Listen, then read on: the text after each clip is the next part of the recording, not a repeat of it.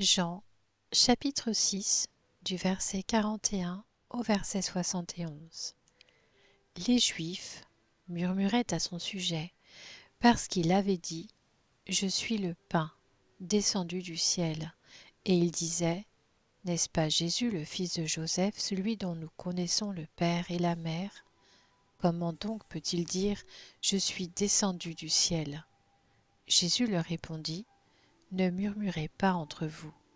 Personne ne peut venir à moi, à moins que le Père qui m'a envoyé ne l'attire, et moi, je le ressusciterai le dernier jour. Il est écrit dans les prophètes, ils seront tous enseignés de Dieu. Ainsi donc, toute personne qui a entendu le Père et s'est laissé instruire, vient à moi.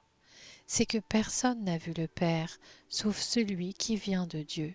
Lui, il a vu le Père. En vérité, je vous le dis, celui qui croit en moi a la vie éternelle. Je suis le pain de la vie.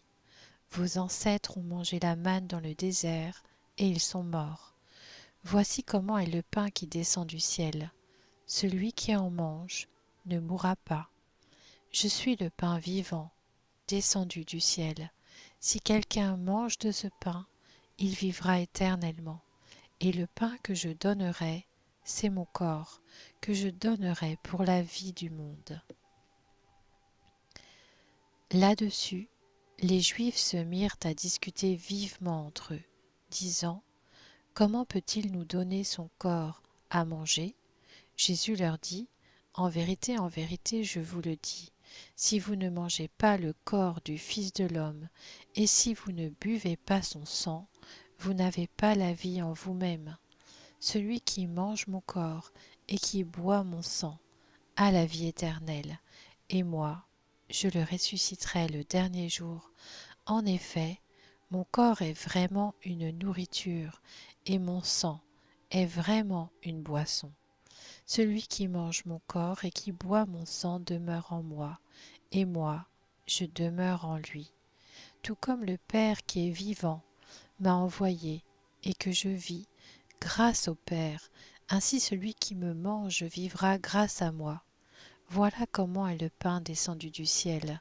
Il n'est pas comme la manne que vos ancêtres ont mangée, eux sont morts, mais celui qui mange de ce pain vivra éternellement. Jésus dit ces paroles alors qu'il enseignait dans une synagogue à Capernaum. Après l'avoir entendu, beaucoup de ses disciples dirent « Cette parole est dure, qui peut l'écouter ?» Jésus savait en lui-même que ses disciples murmuraient à ce sujet. Il leur dit « Cela vous scandalise ? Si vous voyez le Fils de l'homme monter là où il était auparavant, c'est l'Esprit qui fait vivre, l'homme n'arrive à rien. Les paroles que je vous dis sont esprit et vie, mais il y en a parmi vous quelques-uns qui ne croient pas. » En effet, Jésus savait dès le début qui étaient ceux qui ne croyaient pas et qui était celui qui le trahirait. Il ajouta « Voilà pourquoi je vous ai dit que personne ne peut venir à moins que cela ne lui soit donné par mon Père. » Dès ce moment, beaucoup de ses disciples se retirèrent et arrêtèrent de marcher avec lui. Jésus dit alors aux 12 « Et vous, ne voulez-vous pas aussi vous en aller ?» Simon-Pierre lui répondit « Seigneur, à qui irions-nous ?